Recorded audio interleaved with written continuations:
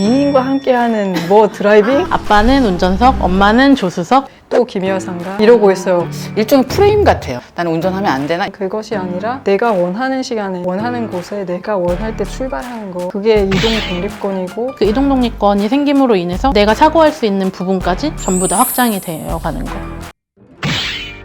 네, 오늘은 여성 운전자 세 분을 모시고 이야기를 나눠볼 건데요. 세 분 소개 한번 부탁드릴게요. 운전은 15년차 차일체 드라이버고요. 사업하고 있습니다. 면허 11년차, 운전 5년차인 제이입니다. 장롱면허 4년차고요. 얼마 전에 이제 드라이빙 센터에서 처음 4년 만에 운전을 한번 해봤고요. 면허자에서 운전자로 거듭나고 싶은 영입니다. 저도 오늘 처음으로 밝히지만 10년 차 장롱면허 소유자고요. 10년 만에 운전을 다시 하려고 연수를 받았지만 한 달 만에 포기하고 다시 접은 쫄보입니다. 오늘 이야기 나누면서 저도 한번 용기를 얻어보고 싶습니다. 차에 대해서 한번 오늘 얘기를 해보려고 하는데요. 두 분도 되게 차에 대한 애정이 굉장히 큰 걸로 알고 있어요. 첫 차를 어떻게 장만하셨어요? 첫 차는 집에서 되게 오래 탔던 차를 이제 차를 바꾸면서 그렇게 해서 제가 타게 됐어요. 되게 연식이 오래된 차를 운전하게 되면서 정비나 수리도 제가 막 해야 되고 그러다 보니까 되게 약간 각별했던 느낌이 있어서 그 차를 이제 나중에 팔 때 되게 좀 약간 눈물이 나더라고요. 차에 막 이름 붙여주고 그러지 않아요? 아, 있죠. 인뭉이 막 이런 거. 그러다가 이제 저만의 차를 사고 싶어서 가격을 알아봤더니 이게 대학생한테는 터무니가 없죠. 열심히 돈을 모았죠. 뭐 학원 강사도 하고 과외도 하고 해서 열심히 모았는데 학생이라서 술값을 썼죠. 술값 쓰고 나니까 거의 뭐 600만 원, 700만 원 그 정도밖에 없더라고요. 정말 열심히 4년 동안 모았는데 다 포기하고 이제 미국에 좀 일을 하러 갈 일이 있었어요. 미국에 갔는데 너무 좋은 차들이 정말 싼 거예요. 그래서 그 당시에 600만 원으로 비사의 540 차량을 겟했죠. 에어컨도 안 나와요.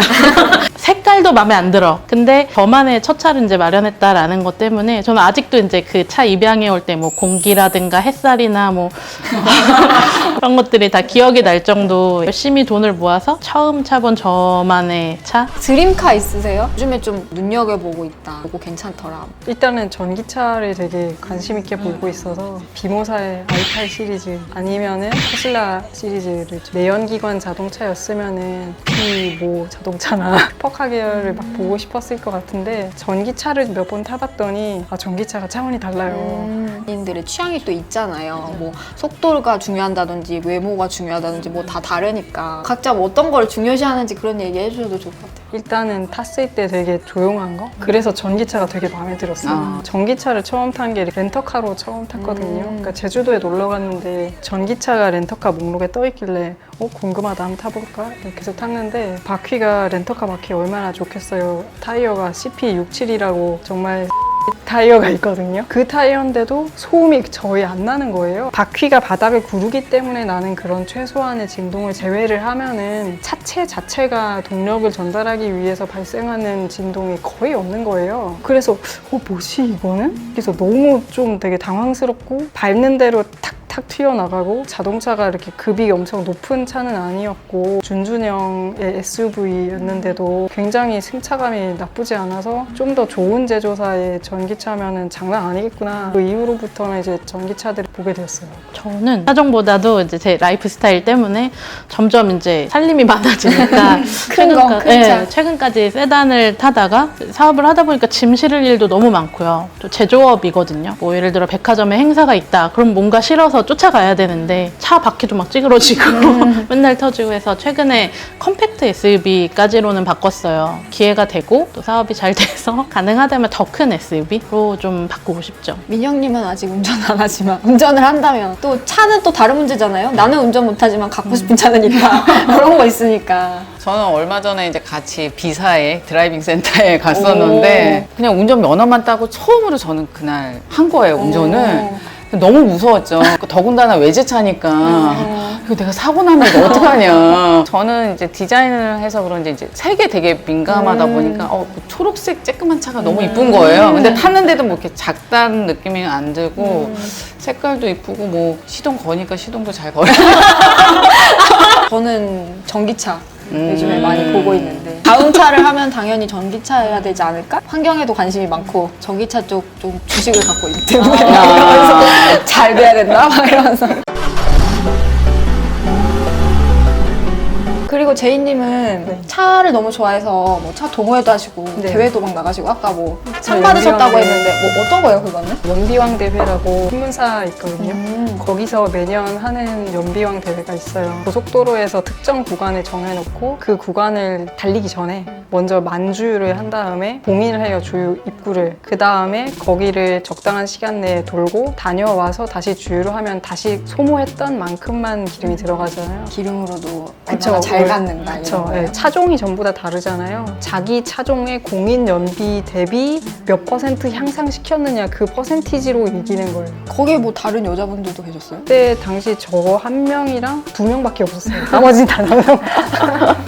진짜 없긴 네. 없네. 잘 없어요. 그러니까 이런 행사가 있다는 걸 잘 모르시는 것 같은데. 차 동호회 같은 거는 해보신 적 있으세요? 아, 저 해봤죠. 차종 동호회 했었는데 예상은 했는데 역시나 다 남자분들 뿐이고 차 타고 놀러 가는 분위기 동호회도 있고 그냥 진짜 차 얘기만 맨날 무슨 서스펜션을 바꿔서 차고를 낮춘다. 앞에 흡기를 바꿔가지고 출력 높이거나 그렇게 막 튜닝하는 그러니까 제가 간 데는 그런 데였어요. 그런 거 관심 있으세요? 좀 재밌다.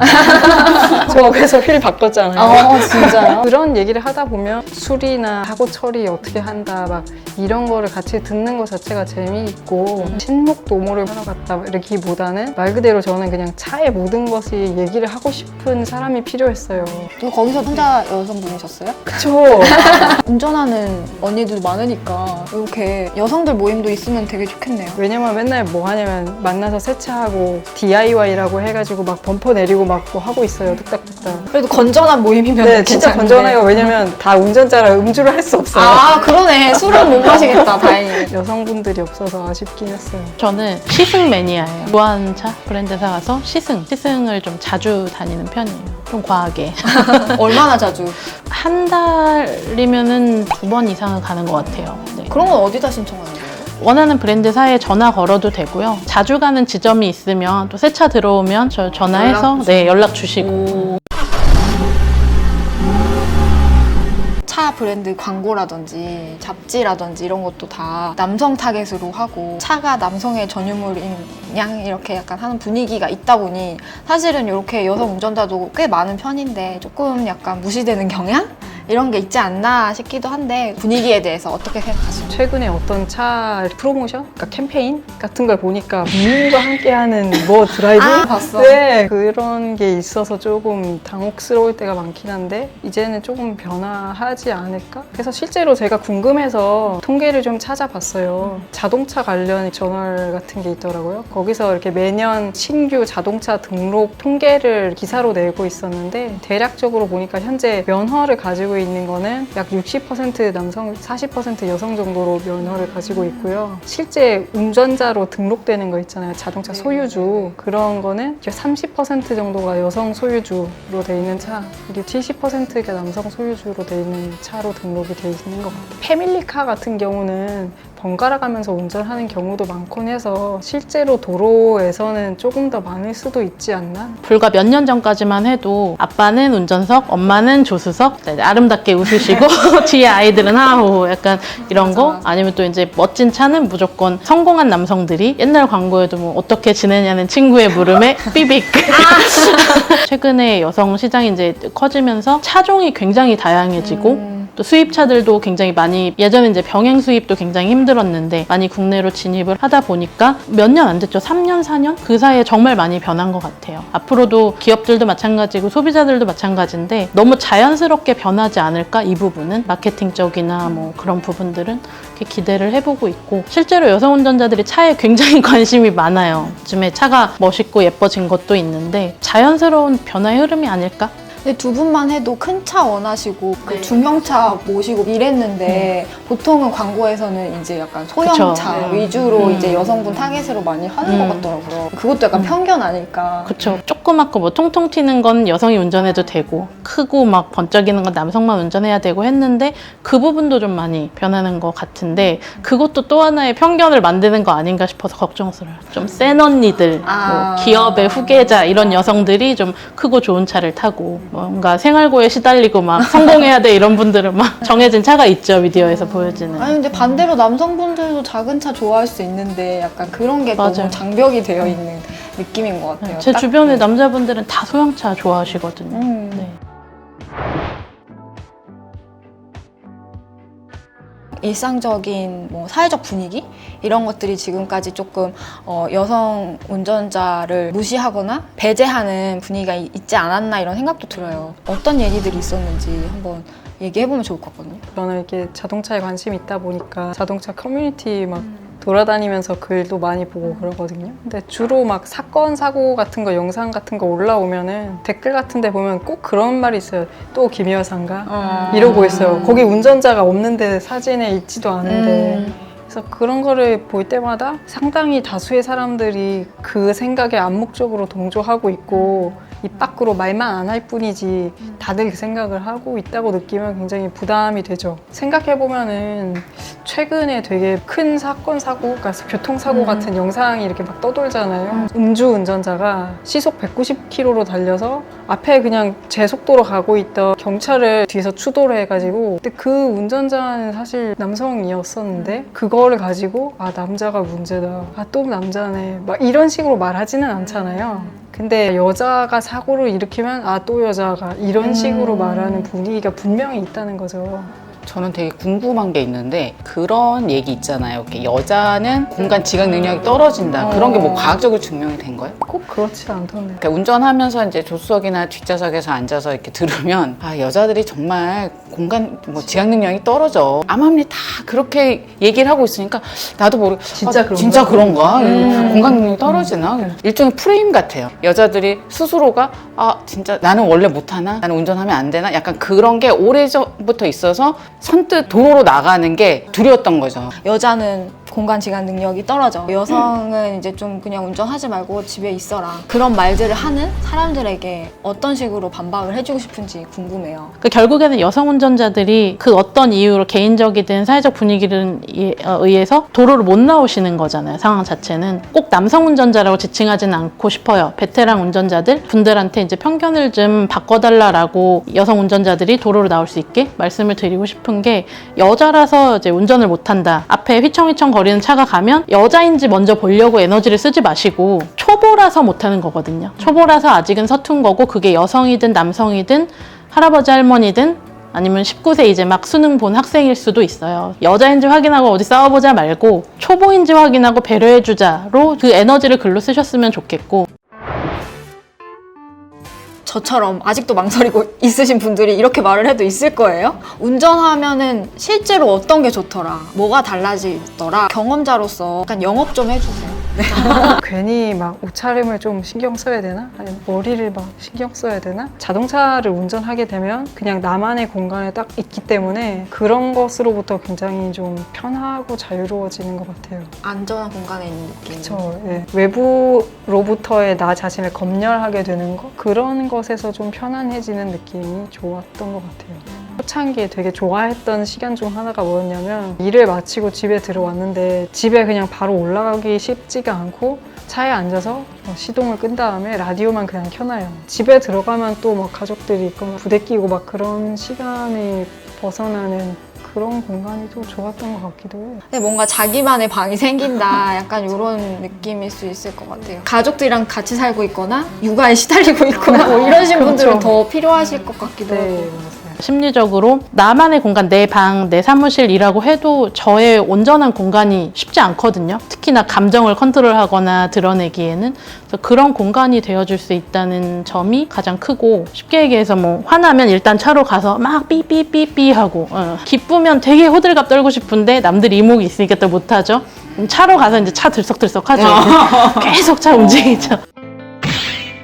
차가 있어야 되잖아 그러면 약간 이런 부담을 느낄 수 있어요. 근데 그거 말고 나한테 이 운전할 수 있는 기능 하나가 더 있으면 무엇이 달라지는가 이게 좀 궁금하긴 하거든요. 가능성이 더 늘어나는 것 같아요. 제주도 여행을 갔을 때 아니면 타 지역에 갔을 때 운전을 할 수 있어서 렌터카를 쓰거나 요새는 30분 단위로도 차를 빌릴 공유 수 있도록 차량이 그쵸? 많으니까. 공유 차량이 되어 있기 때문에 즉석에서 이용할 수 있느냐 없느냐는 좀 차이가 큰 것 같아요. 그러니까 저는 사실 이제 운전을 시작하기 전으로 다시 돌아갈 수는 없어요. 굉장히 편하다는 걸 알았고 지금 원한다면은 바로 부산까지도 갈 수 있다.